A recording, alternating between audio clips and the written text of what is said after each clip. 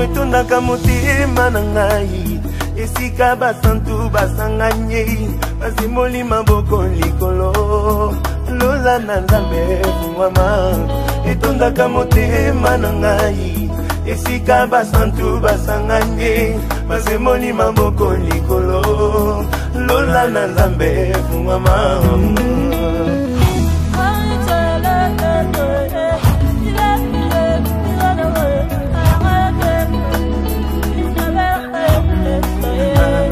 etondisa makana nkembo soki batindi nzemwa mosantu mobali kitoko ati atelema na ngwende na eklise etondisa makana nkembo soki batindi nzemwa mosantu mobali kitoko ati atelema na ngwende na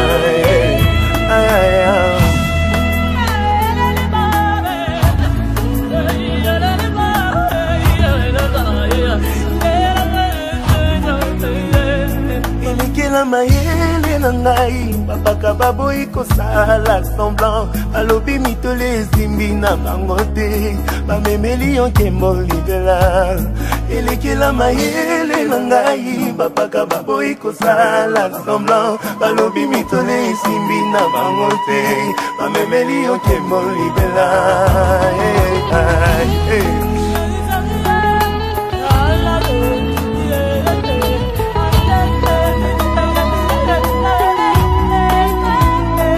salaka ndenge nini bakanga mibambo na loboko na yo kombo na yo na bato bitumba nyonso kunolonga osalaka ndenge nini bakanga mibambo na loboko na yo kombo na yo na bato bitumba nyonso kunolonga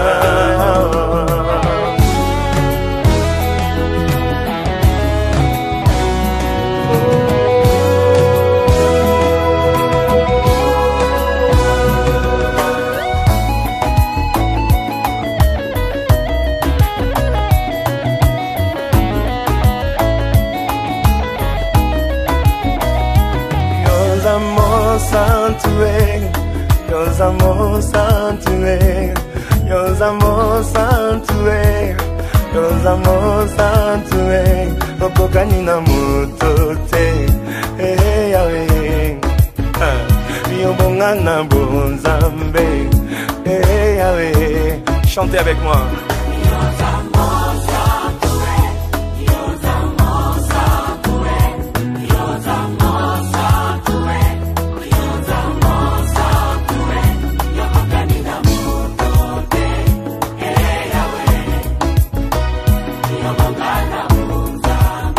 Encore plus fort.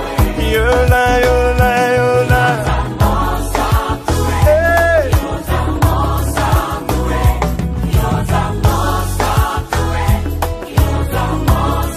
Ah, yokokani na moto te.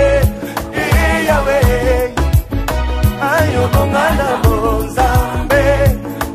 Yahweh. Na bonzambe na yo. Na bonzambe na yo. Na bonzambe na yo na bonzambe na yo yobonga yobonga Yesu yobonga Yesu yobonga otisanga lelo na bozingo haleluya otisabati na bozingo haleluya bisika pete lozo kimbisi na bozingo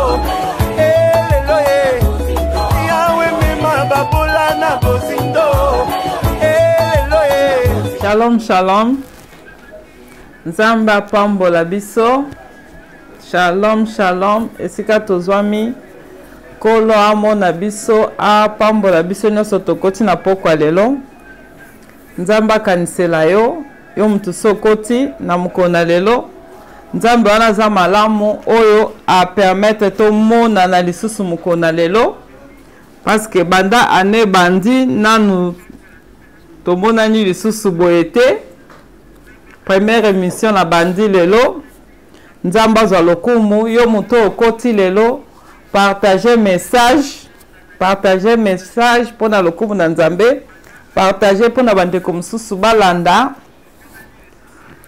Eza lipamboli kola pambola bande konyoso baza déjà connecté, bande konyoso si bakoti. Nzambe akanisela bino.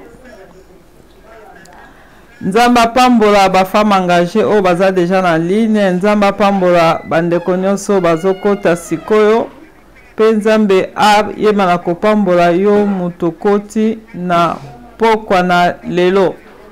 Yeba na ko-invite bande komususu kobengisa bande komususu balanda biso parce que lelo eza journée moko spéciale. Eza to bandi mbula na biso.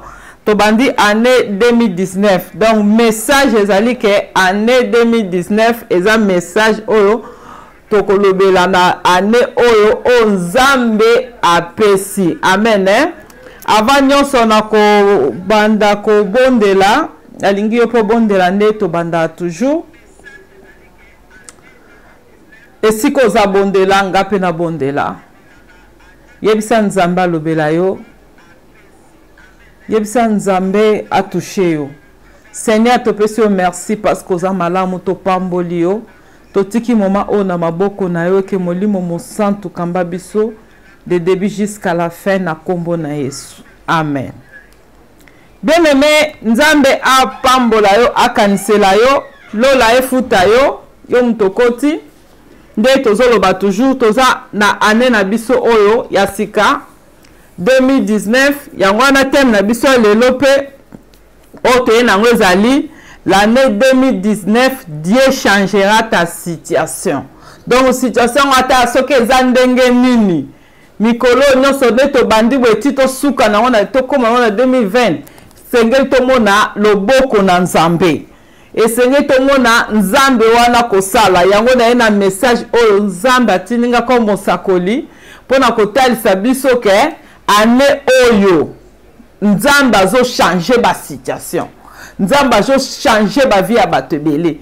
Nzambe azo changer ba projet. Nzambe azo changer makambo ezaki ya mabe. Nzambe azo luka abongisa. Ezo dépendre na yo ndenge nini okozula message parce que na message moko prophétique pona yo opambolama. Bien aimé kati na nkolo ya solo to bandi ane na biso ya kitoko, ane na biso malamu, ane oya sika émission liboso nde na lobi yangoyo o na bandi Nzambe apambola biso kala na moni bino Nzambe lola efuta bino Nzambe akansela bino na tango nyonso bozaki wana pona kolanda ba message na tango nyonso pe obokoti Nzambe akanisela bino afuta bino vraiment ya mingi na komisi Nzambe na komona bino na yebi ke année oyo eza année ya changement eza année oyo Nzambe alinga changer vie na yo alinga changer situation na yo alinga changer ndaku na yo alinga changer makambo nyonso oyo ezaki makasi. Amen. Partager message nde toloba toujours pour la bande de mususu balanda, partager na ba groupe, partager partout pour ba message à mikolo eza ba message moko yo moko pe ko rater te ko linga pete baninga mususu ba rater. Amen. Et si ko zali wana kubisaka déjà Nzambe parce que Nzambe a éli son message moko ya kitoko année oyo eza message ya changement, eza message ya bénédiction, eza message Nzambe lingi a fortifier biso na année oyo. Nzambe apambola yo 2019 eza malamu pona yo. Année 2019 toyambi na kombo na Yesu Masia.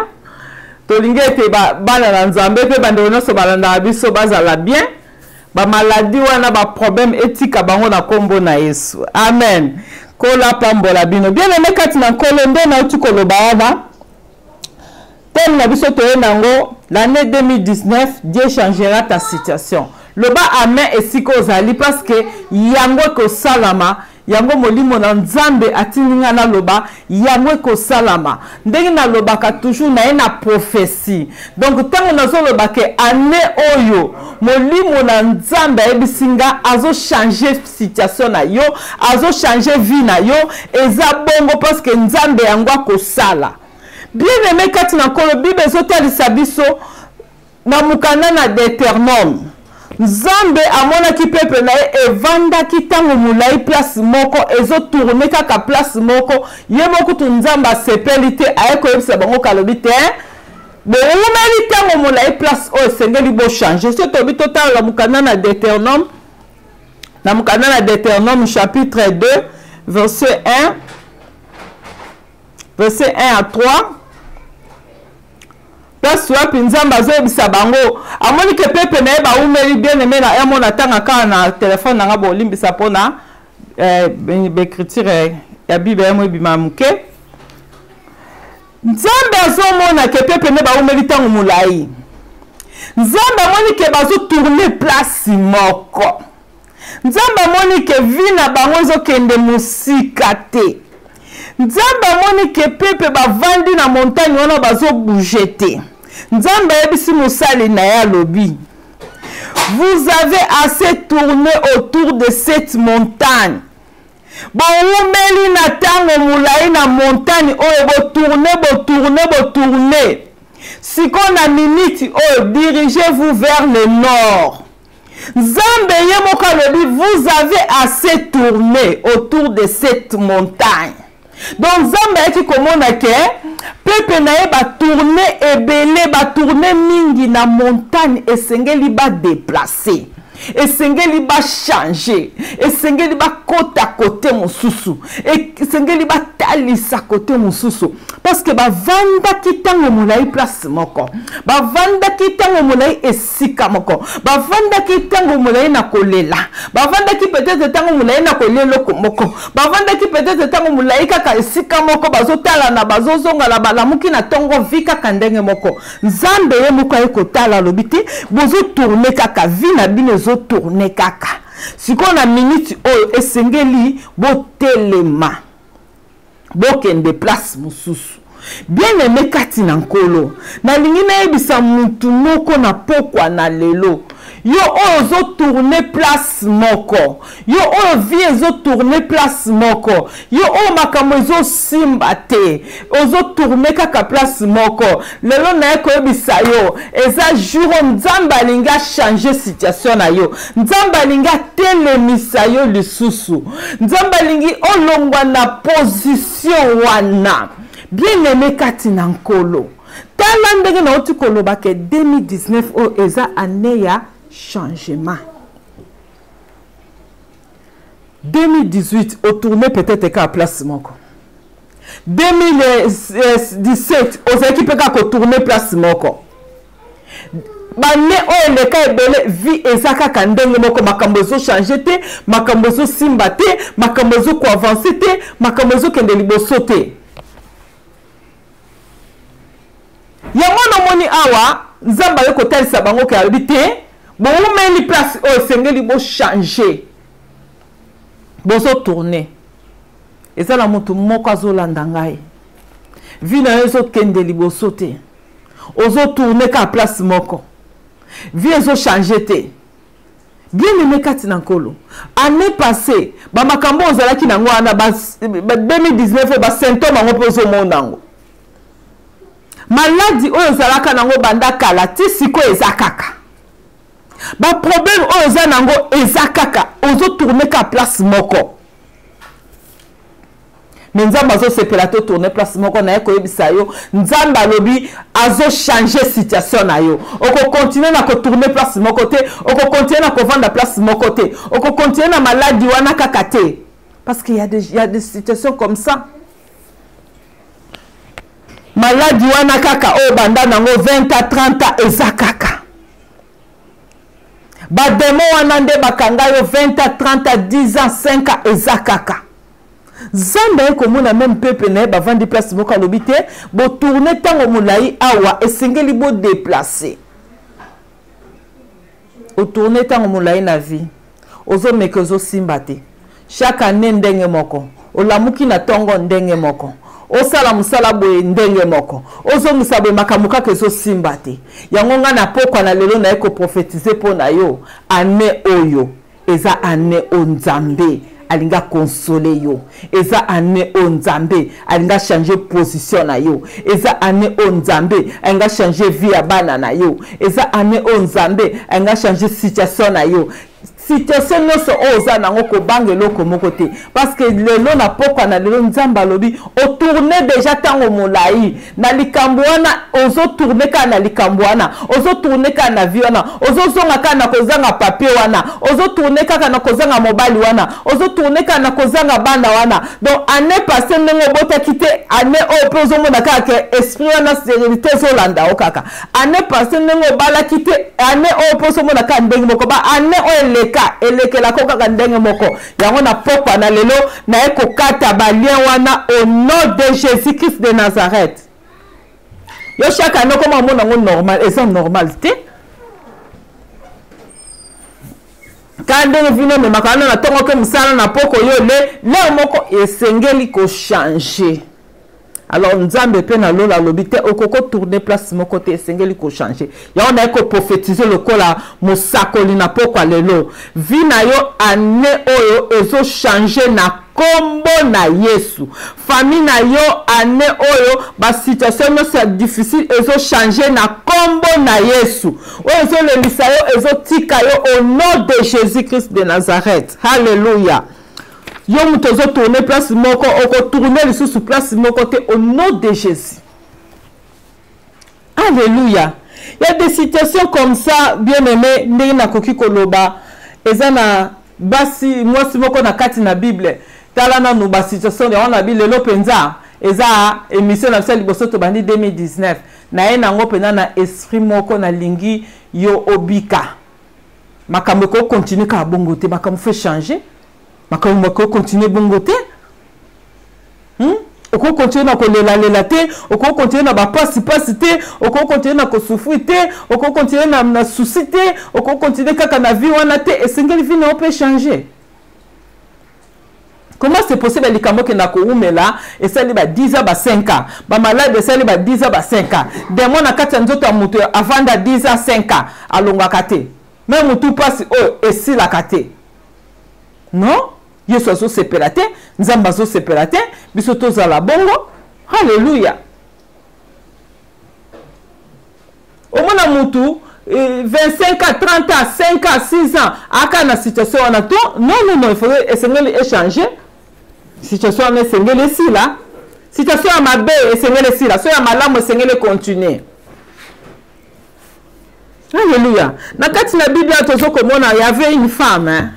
Total à moi si mon ko awa le na système à lisolo parce que dans au bon de la pona bande kopo ba vi o ezo kanga bato ezala kezo makamozo simba te wana sengeli toto telemela yango amen hein ngana bino sengeli telemela yango donc tokoki ko permettre te le diable a continuer ko vendre sabatu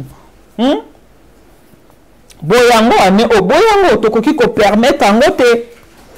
Et qui n'a pas na kati na Bible na mukana na Luc chapitre 13 verset 10 à 13 toko ko zoana Bible zoloba mosi abana ko kende église mosi abana ko kende na synagogue azaki pe mwana ya Abraham azaki pe mwana na Nzambe donc azaki ko sambela mwana na Nzambe pe mosi na Nzambe nga zawana azaza sate parce que na moni ke awa pe na bana ko bakutana na Yesu hein.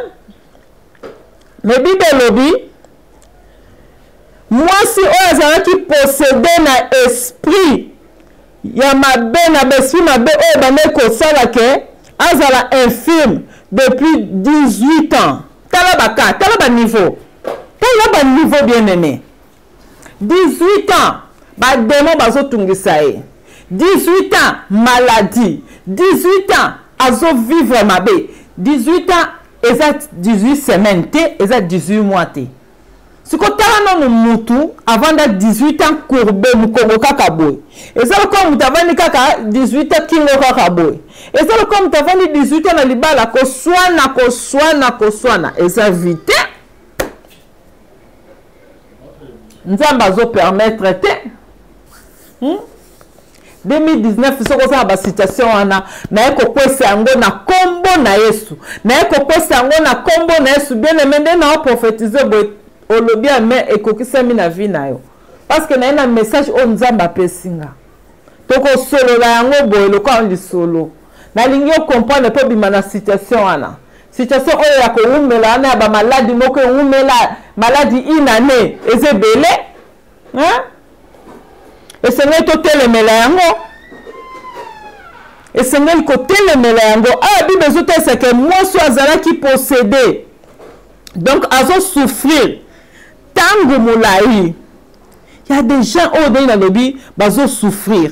Ils ont pas église, mais ils ont possédé. Ils ont l'église, mais ils ont la milimo mabé. Ils ont l'église, mais ils ont tika été. Ils ont semblé là, mais malade ils ont tika été. Tango moulai. Mais biloko Yesu azanango besoin te muta wumela bongo. Yesu alingi te muta wumela na situation moko ya passe. Plein d'amour de Dieu ezake biso toza bien.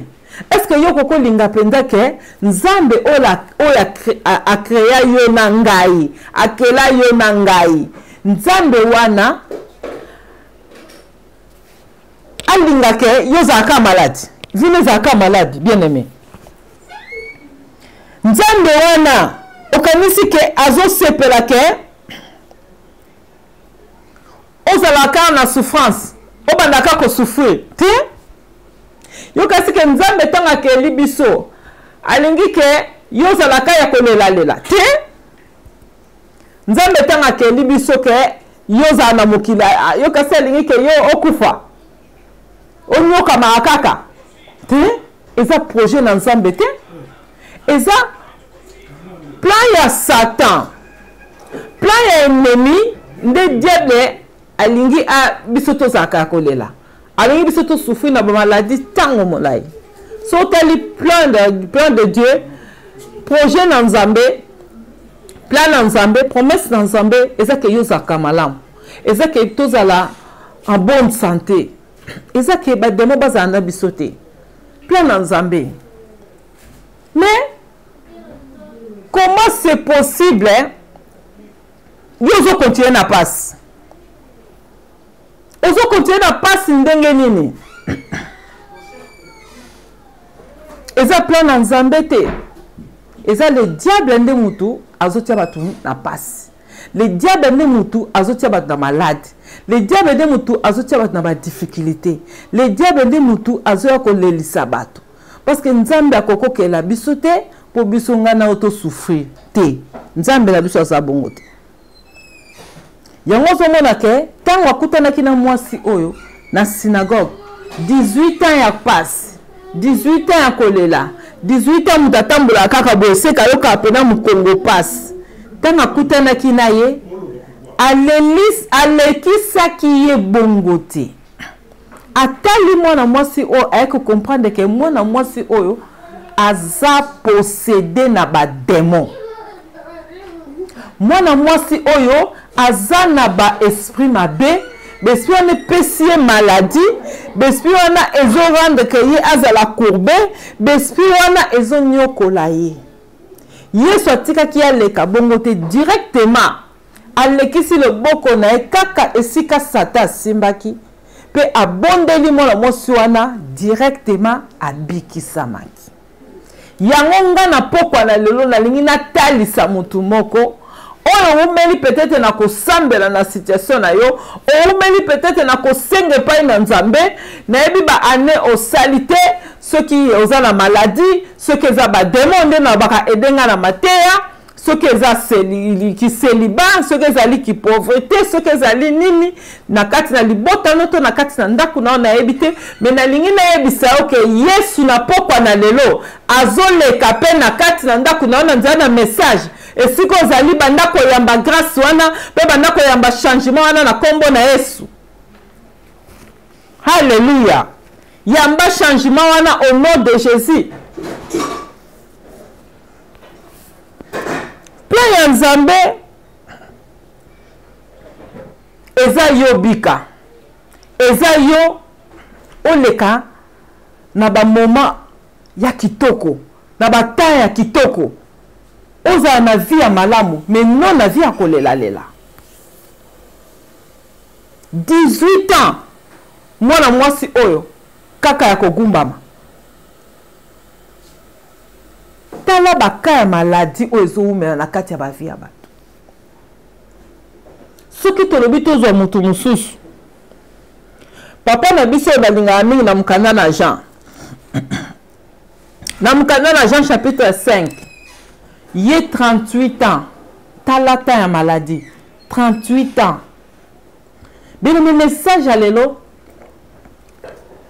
eza message onga na elio na lingi o comprendre loko moko ke na ko bondela pona yo kana yo 2019 il faut changer donc yesu tanga zo leka wana bible lobi ke amoni papa oyo 38 ans donc bana bane passé on leka wana azakane kaka malade yo na zo ba peke bana bane oyo leka wana ba 2018 yo peut-être ozakaka malade peut-être oza troublé na ba démon peut-être oza na ba situation ebele ya mabe ezo continuer kaka chaque année ndenge moko lokola papa au 38 ans eza 3 mois te eza 38 semaines te 38 ans malade na imagine ka papa na ebiti soka zaka na âge nini malade banda ko zwaye 38 ans ya pasi do bane o lekaki kaka ndenge moko bane nyonso kaka ndenge moko yesu tanga moniye ayako bible lobike soko tongi na verset wana na Jean chapitre 5 bible zoloba ke yesu tanga moniye ayaki ko comprendre ke tata oyo awumeli tango molai na maladie donc eloko nazo kotelemela lelo ezali ke kowumela na situation moko ya mabe ya ondenga na lingite yango pe nzamba lingite donc owumeli na situation moko oya mabe owumeli na pauvreté owumeli na stérilité owumeli na ba démon bazo déranger yo owumeli na ba maladie yango na lelo na pokwa na lelo na eko sisa yango na kombo na Yesu soki Yesu alongaki yo pozo longa au nom de Jésus-Christ de Nazareth soki bato na piscine ya bikaki tata yo pozo bikisama na kombo na Yesu situation ya famille na yo na ebite so ozo leka na ba situation ni mena lingi ke na poko na lelo na ebiso ke ezo changer au nom de Jésus babiloko ya tango akala wana ke année passée lelo pe na kati ndako no même ko swana na ndako no ezakaka ndenge ezalaki année passée ezaka tisiko kimia kaka ezalaka te donc chaque année bozobi na kaka danse ndenge moko yango na eko sisa batitude wana na eko kata ba relation na mabe na kombo na Yesu na eko kata ba lien wana au nom de Jésus olala kana butu bazo fina yo olala kana butu bazo loka yo na pokwa lelo okolota susu bandoto wana te na kombo na Yesu haleluya okolota ngo susu te au nom de Jésus haleluya tala mutu oyo akutanaki na Yesu Yesu atali alobi babiloko oyo batango mulai oyo eza yanga te eza diable haleluya babiloko oyo eza yanga te Yesu akokotika ngo eleka bongo te esengela stope yango yango moni Yesu tanga moni kaka ebonga lobi te olingo bika eza mutu moko alinga zwa changement Alléluia. Eza na mutu moko ndako moko ezo kota na changement lelo nazo sentir ango. Eza na ndako moko makambo ezo changer année oyo. Eza na libota moko makambo ezo changer année oyo. Tika teza la libota na ona kombo na Yesu. Tika teza la bana na ona kombo na Yesu. Tika teza la mobali na ope yo moko na kombo na Yesu. Alléluia. Yesu atali alobi 38 ans ayeba kike mutu azo souffrir pendant 38 ans ayeba kike mutu azo souffrir pendant longtemps yo peut-être azo souffrir pendant longtemps souffrance no eza côté nini souffrance no ezali place nini yo yebi na kati na ndako na eloko nini simba kate yo yebi na vie na yo banda baneleka eloko nizo simba te na kati ya famille na yo yo yebi malamu eloko nini lelisaka bino na kati ya famille yo yebi malamu kote nini diable asimbi na kati ya libota yo yebi malamu kote nini diable asimbi na kati na nzoto na yo yo yebi place nini diable a bloqué bino na molimo na physique tina molimo oyebi kote ni nezo simba te ba blocage ya famille oyebi kote ni diable asimbi pe akangi ewumeli tango molai ozo souffrir nango na motema osali nyonso koki kosala ezo simba te baka moko ya mabe oya koumelaka tango molai kangami mutu ane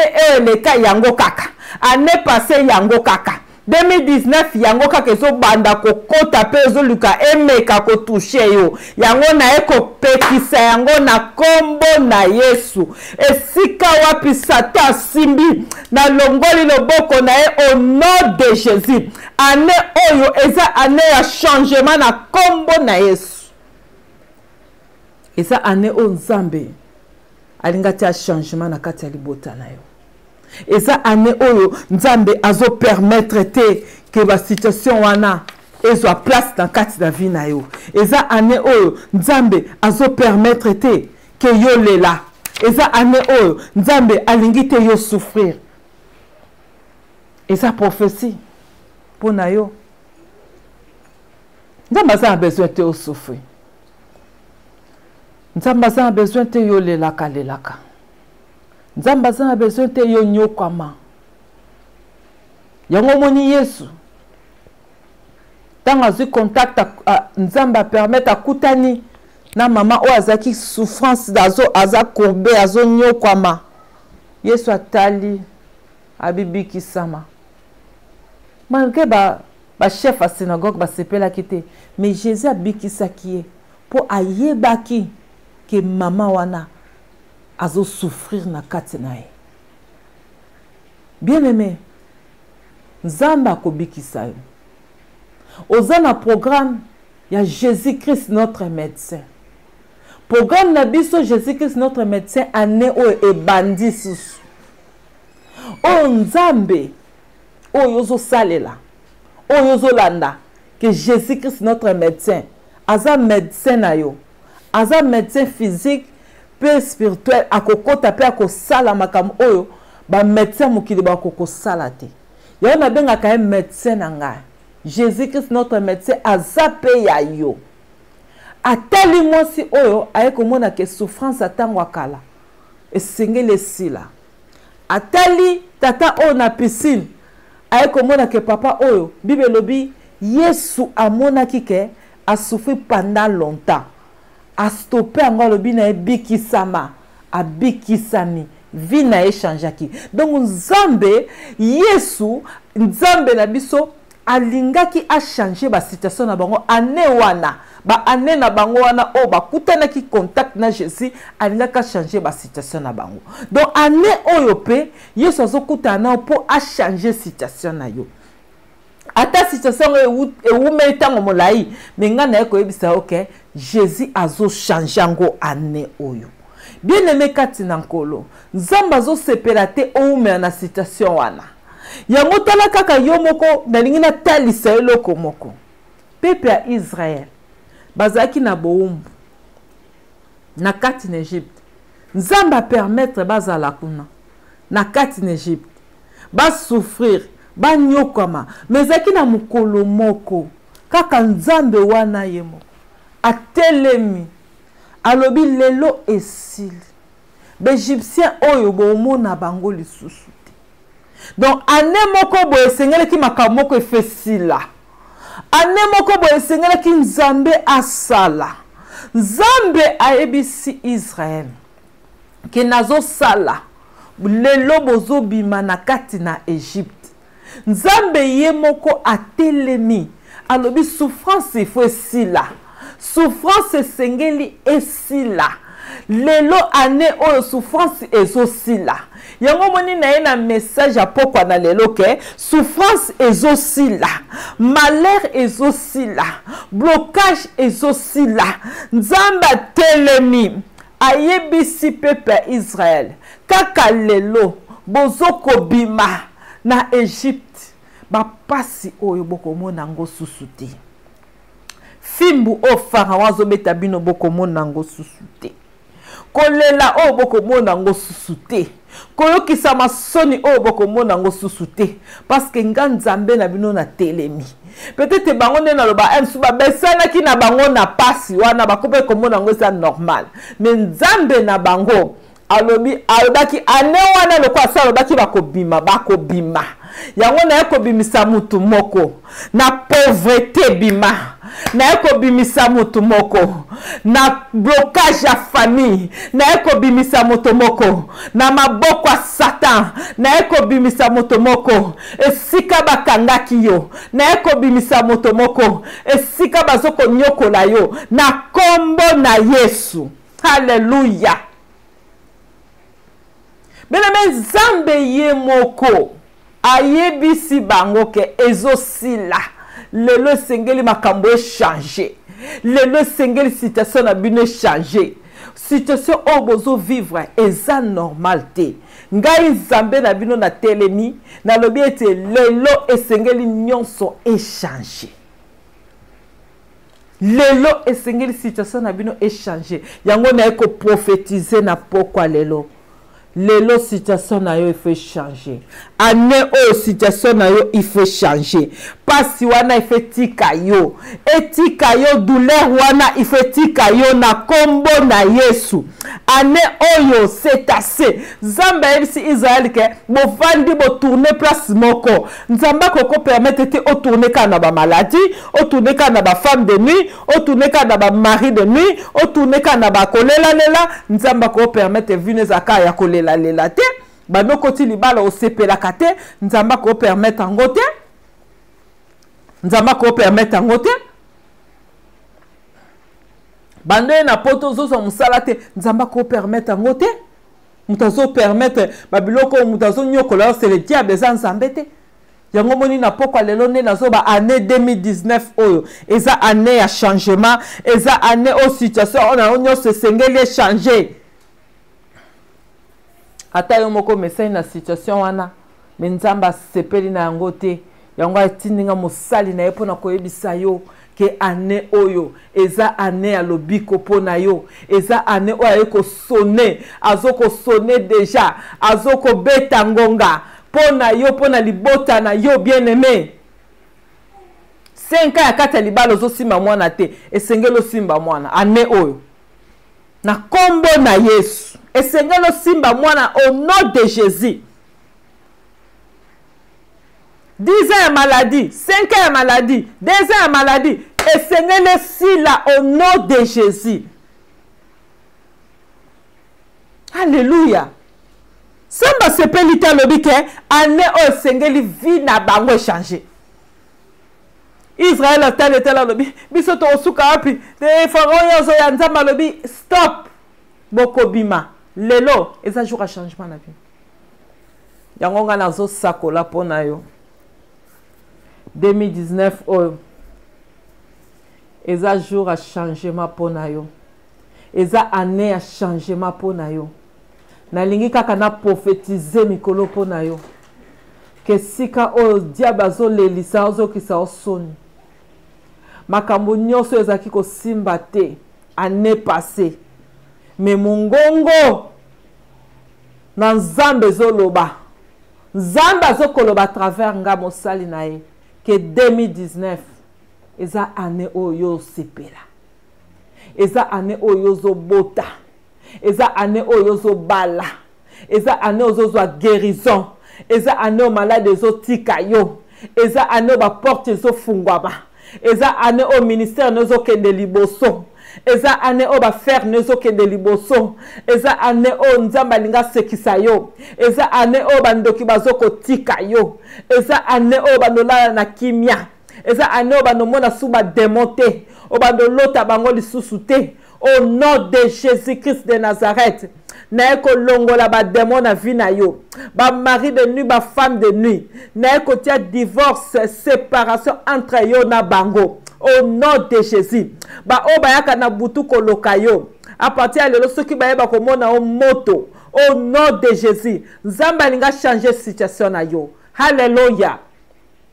Yesu akutalaki na mwasi oyo, mwasi azaki kurbene na oti koloba wana.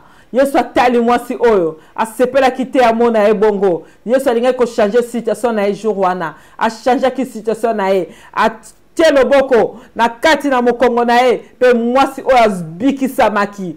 Bien aimé, Yesu atali tata oyo abuka na makola vanda pendant longtemps. Asepela kite amona na situation wana. Yesu asepela te ko mona na kawana. Yesu a séparé comme on tout le temps collé là. Yesu a séparé comme on chaque fois malade na ba douleur na butozo là la te. Yesu a séparé comme on a yo souffrir. Yesu a séparé comme on a yo là. Yesu a séparé comme on a yo ko baluka na butozo kaka douleur na douleur. Yesu a séparé comme on a ba démon. Ndenge bazo ko fina yo. Yesu a séparé. Alléluia. Ezakati ya volonté nzambe te ba situation zo le kanango. Yango na 2019 oyo na ekoyebisa yo na kombo na Yesu ke situation nyonso ya mabe etiki yo au nom de Jésus-Christ de Nazareth.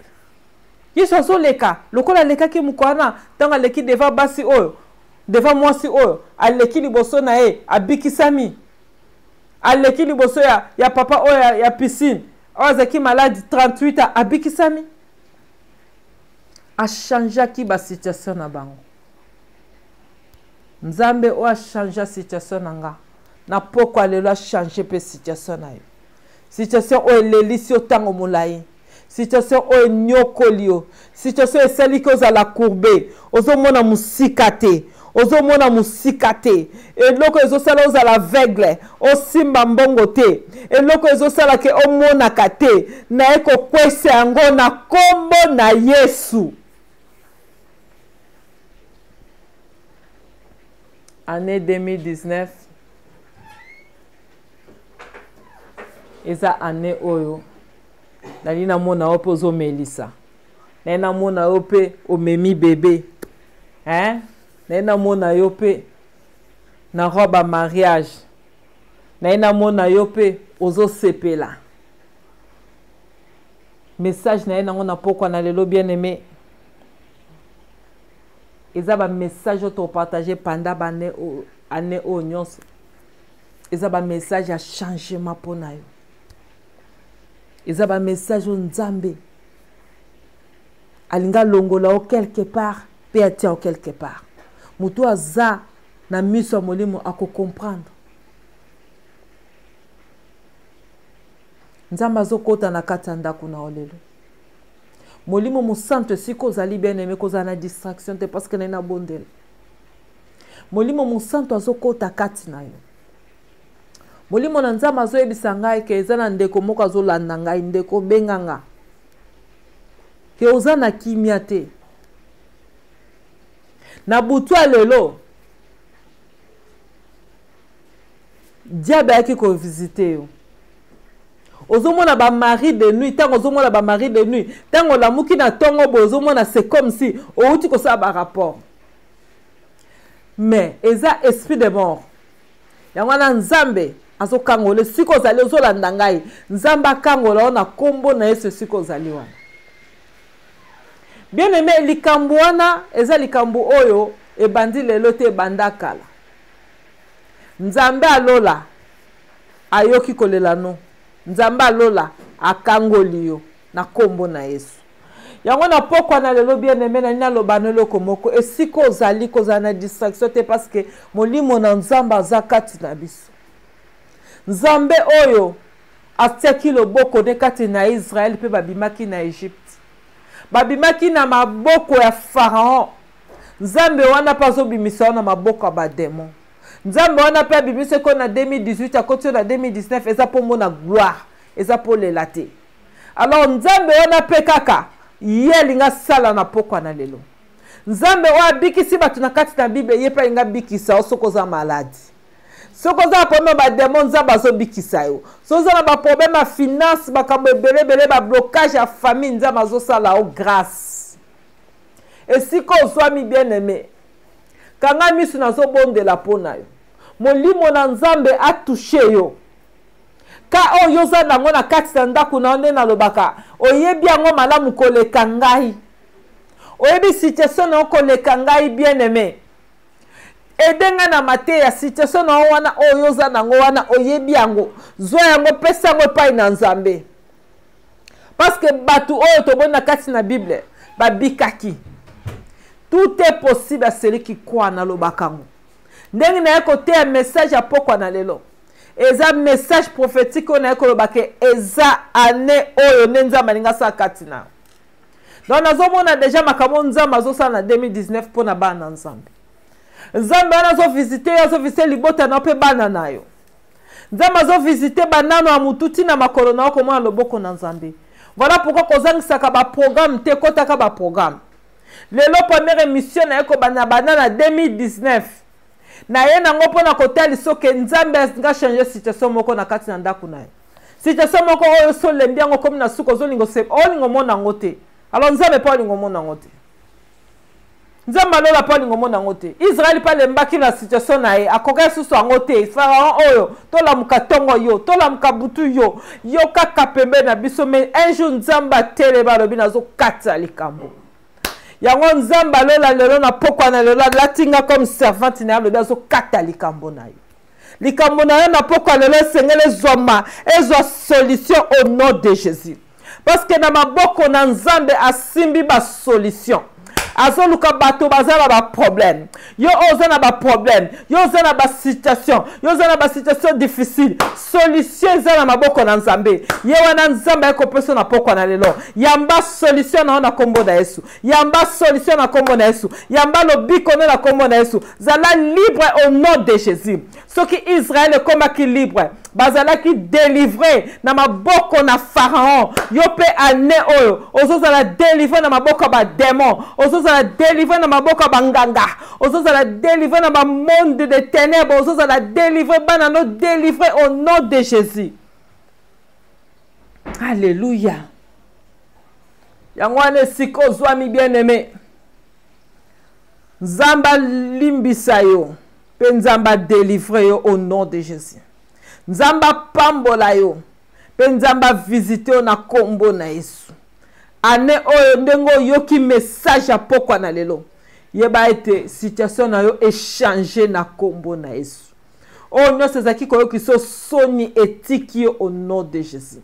Oh non c'est maladie abamvutuma etiki yo au nom de Jésus. Pauvreté, maladie, et l'autre de ces autres tungisa etikio na kombo na Yesu. Ane oyo obanda komona miracle, o prospérer, o kende liboso, vie na yo changer na kombo na Yesu. Mobali na yo a changé. Mon Nzambe a changé motema mobali na yo au nom de Jésus. Nzambe a changé motema mwasi na ope ya bana no na kombo na Yesu. Nzambe a changé situation nyoso ezaki ya mabe et comme malamu au nom de Jésus-Christ de Nazareth. Amen. Alléluia. Nzamba lola pambola biso. Nzamba lola kanisela biso. Nzamba lola amona yo. Bien-aimé kati na nkolo. Lelo na ena idée pe na ena message ya lipamboli. Parce que na lingi yo zala béni. Parce que Nzambe pa lingi yo zala béni. Bien-aimé kati na nkolo. Message à lelo pe eza message ya ane oyo eza message pona yo na libota na yo yebake za na kondima kaka lelo changement kotina libota kaka lelo vie na ezo changer ane oyo soko zaki mwasa libala te babana obalote ba kobala yo soko zaki na maladie kotika yo. Soko zaki na ba blocage ekotika yo. Donc yo lata message ya ne oyo. Boya ba système ko umela ba problème wana ko umela ko kanga ba vie boyango. Lata déjà message ya ane oyo ke Nzamba zo changer situation nanga parce que za kati na volonté na ye. Tango zo umela na ba passe eza volonté à diable. Mais tango Nzamba kiti na pokwa na lelo. Comme Nzambe sa kiti na pokwa na lelo. Eza pona changement na yo.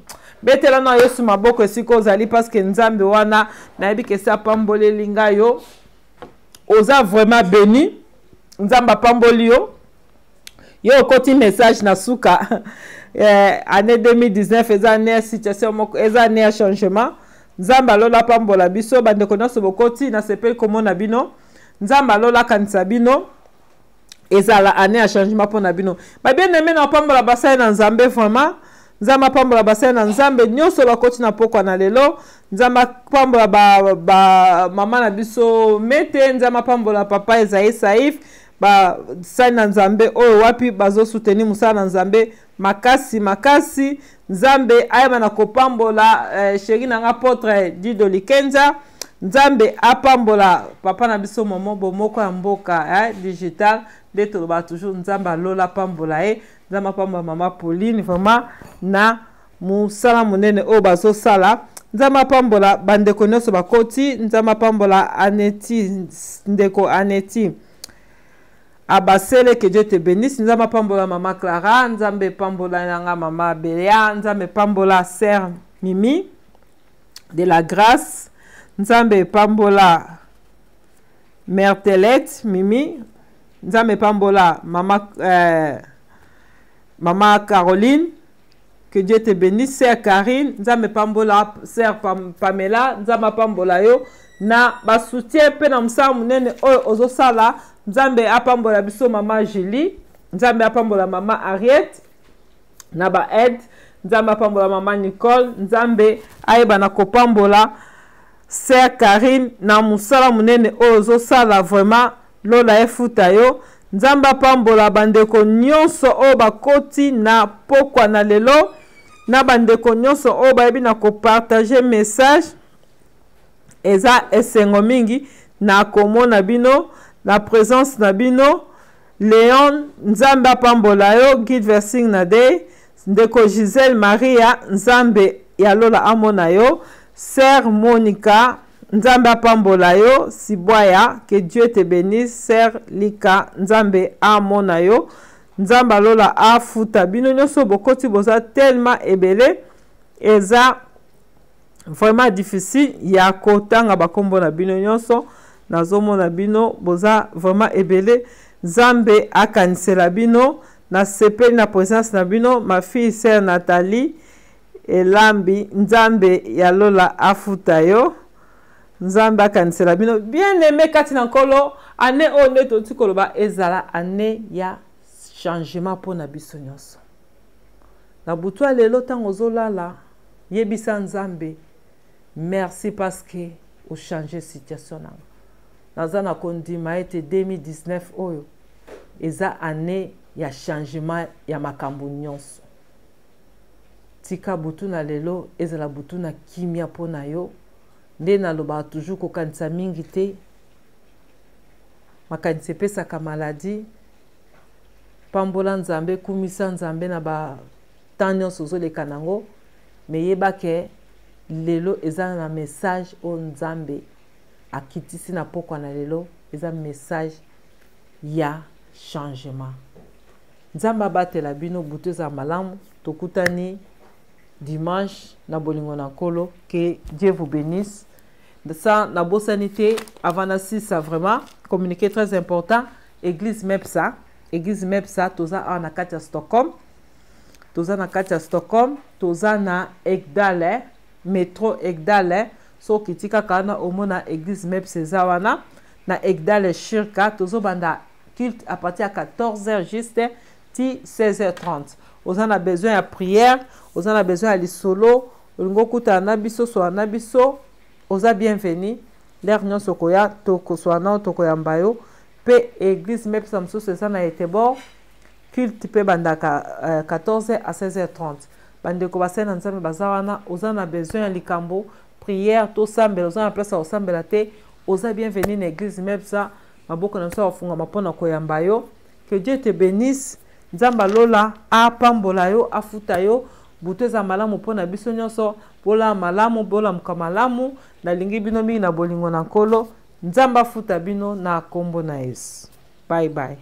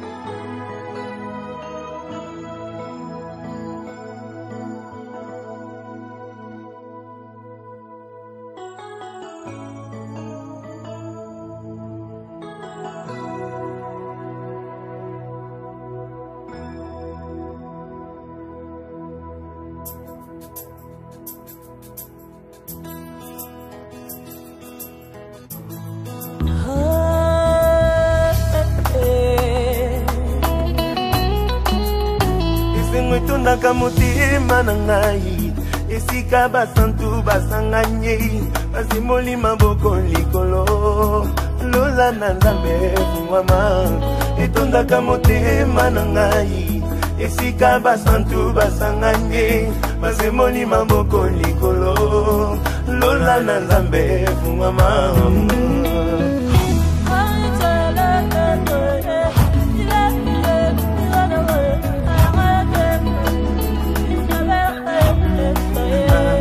etondisama na nkembo soki batindi nzembo mosantu mobali kitoko ati atelema na ngwende na eklise etondisamaka na nkembo soki batindi nzembo mosantu mobali kitoko ati atelema na ngwende na